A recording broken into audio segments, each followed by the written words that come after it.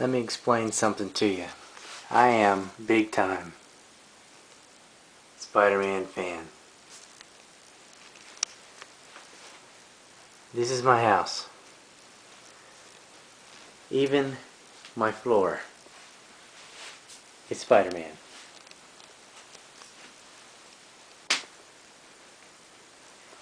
There's some current Spider-Man. There's old boxes of Spider-Man. It's on every wall. I have Spider-Man cereal. As much as I disapproved of Spider-Man 3, I have that anyway. Got the DVDs and things. Okay? I'm a huge fan. I have Spider-Man cups, drinks, candy, mugs. I made that balloon thing myself. The box set, unopened and opened. Puzzles, lunchbox, beach ball. If it has Spider-Man, I got it. I love Spider-Man. A childhood hero of mine. I like him in Avengers. I've got all the new Avengers and all that too because Spider-Man is in it. There's my old tray from 1981. And I used to eat off this as a kid. And you know, as my food went away, I'd get to see Hulk and Captain America and Spider-Man. Spider-Man's my favorite. It's my Spider-Man pillow from Japan. I was in Japan when Spider-Man 3 came out because it was a day earlier than in the United States. I've got my tickets from that. It's my Spider-Man cushion. That was a gift. A lot of people give me these things because they know how much I like Spider-Man. I've got the eating trays posted on my wall with three-dimensional pictures of obscure stuff. I even have the old McDonald's and Burger King toys. And I don't even live remotely near that stuff. I'm in Hatteras Island. I'm a good 60 miles away from the nearest McDonald's. I even have seashells painted like Spider-Man. Okay, I'm holding the camera, the Spider-Man glove, also found in a game catcher in Japan. I've got the costume. I get the colored little things on my window. I drew that one. There's some other artwork I did. That's not him, but there he is again. Okay, even the little cloths from the dollar store. If he's on it, I got it. You see that? You know what that is?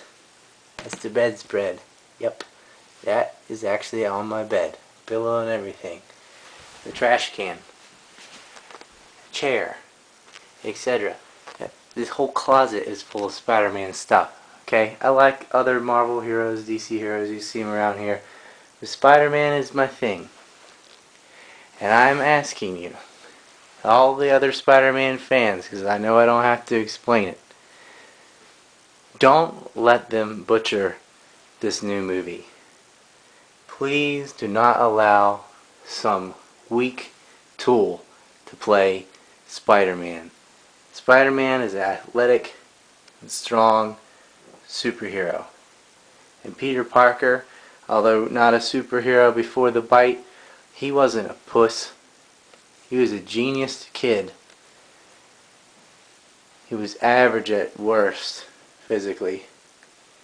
But if they put some 5'3" tool or some, slightly taller skinny twig, because they're casting for Peter Parker more than Spider-Man, just like they did with the Batmans, where they had George Clooney, Val Kilmer play great Bruce Wayne, crappy Batman. Finally, they got a real Batman in there, and his movies are awesome. He's my second favorite character. But for Spider-Man, we always get Peter Parker. Screw Peter Parker, man. It's called Spider-Man. Cast for him first. I don't care if they butchered the role of Peter. I would. I'd like to have both. They didn't even tell any jokes. They had this emo freaking retard on there. I mean, they had the Goblin of the damn Power Ranger mask. There were so many problems with it. They ruined Venom's character. They couldn't even get the cornrows for Harry and Norman.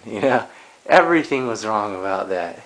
He had this pudgy cheek Mary Jane that looked like she didn't want to be there. It was just terrible.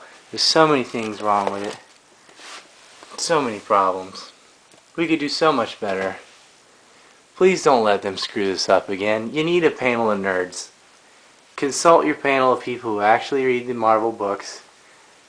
That one was in that was a 93 rag, and I found that was also in Japan, and it was written in English there, and I bought it right off the wall. I don't even have the most impressive Spider-Man stuff because I've moved like 14 times because of my jobs and things, and this is just what I have. It's the middle of the night. I don't want to wake up my kid and stuff in the other room in my actual room. See, more Spider-Man stuff. I have a table in my kitchen shaped like his head, okay?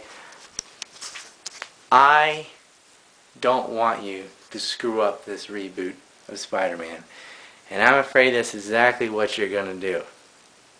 And I'm going to show up. You're going to see me. And I'm going to be furious. If you screw this movie up again, you're at minimal getting a mouthful from me. I've seen the dorks that they've been casting for Spider-Man. Why do you have to do that? Why can't you get at least an athlete?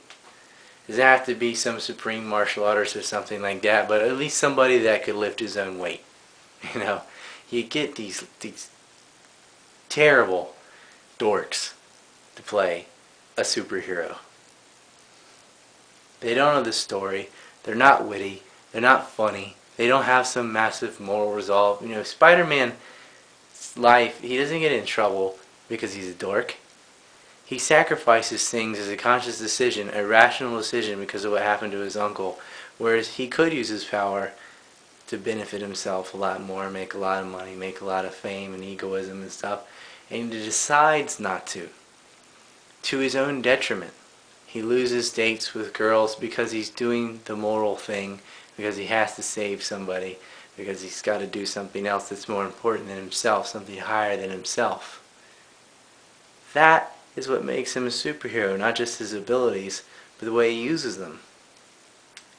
But they always make it seem like, oh, his life's screwed up because she's such a dorky dweeb or something, such a science geek. You don't have to be a pussy to be a nerd. You can be a very strong, very confident, funny person who just happens to be really smart and enjoys things that other people don't understand. There's only one stereotype for nerds in our society, and it's the classic, like, completely pathetic, introverted, wussy dork. And that pisses me off. Because I'm a nerd.